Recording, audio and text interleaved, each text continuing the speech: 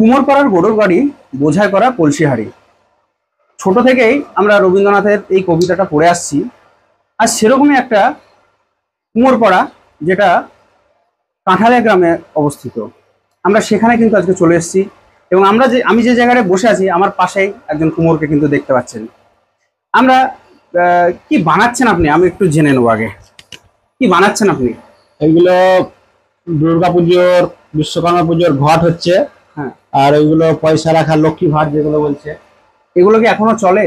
হ্যাঁ, এখনো চলে। কতদিন থেকে করে আসছেন এই কাজ? আমি ধরেন তাও 18 বছর করছি। তার আগে? তার আগে বাবারা করেছে। আপনার বাবারা করেছে? হ্যাঁ। আপনারা এই কি কি কাজ করে থাকেন? কি বলতে গেলে বিভিন্ন রকম সবই করি।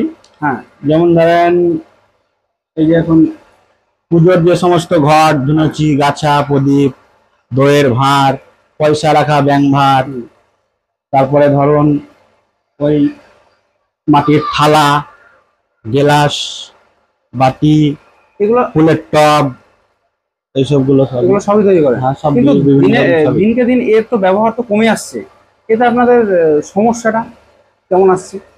চাহিদা আছে, সমস্যা বলতে গেলে একটু মাটির অসুবিধা। হ্যাঁ, কিন্তু এখন তো এসব জিনিস তো চল তো কমেই যাচ্ছে, তাই না? সে তো একটু কমেছেই। যেমন এখন ফুলের টবটা কমেছে।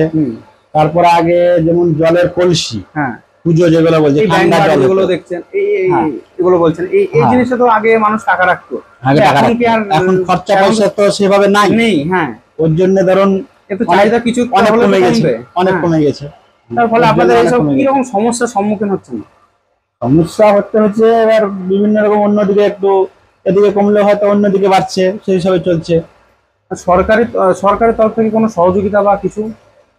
সরকারের সহযোগিতা সেরকম করে না।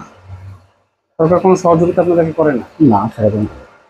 আপনারা এইগুলো তৈরি করেন, আপনাদের কতটা সময় লাগে? সময় তো প্রচুর লাগে, পরিশ্রম হয় বেশি। আর তারপরে এগুলোতে পরিশ্রম লাগে। কিভাবে করেন আপনারা? বিক্রি বলতে গেলে আপনার ধরুন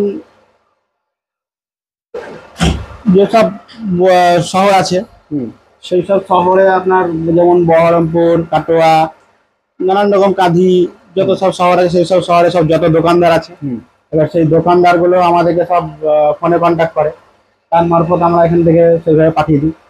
আপনাদের সাথে ডিরেক্ট যোগাযোগ করে? হ্যাঁ, ডাইরেক্ট যোগাযোগ। ওরা পাইকারি হিসাবে মাল নেয়।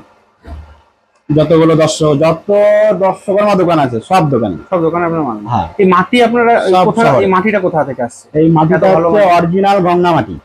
গঙ্গার মাটি? গঙ্গার ধার থেকে নিয়ে আসা হয়েছে। তাহলে এখন আপনি যে এই মাটির সমস্যাটা বলছেন, এটার কারণটা কি?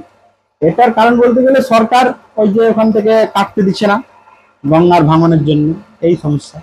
এটা অন্য কোনো মাটির এতে হবে না? না, অন্য কোনো মাটিতে হবে না। আপনার এই পেশাটা আর কে কে করতো আপনার ফ্যামিলিতে? আমার বাবা করেছে, এখন আমি করছি। বাবা কতদিন ধরে করেছেন? বাবা যতদিন বেঁচে ছিল, বাবা 3-4 বছর হলো বাবা মারা গেছে।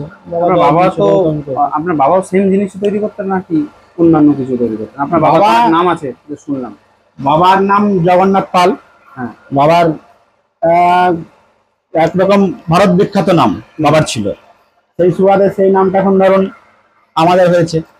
সেইভাবে সেই কাজটা আমরাও ধরে রেখেছি, সেইভাবেই চলছে। হ্যাঁ।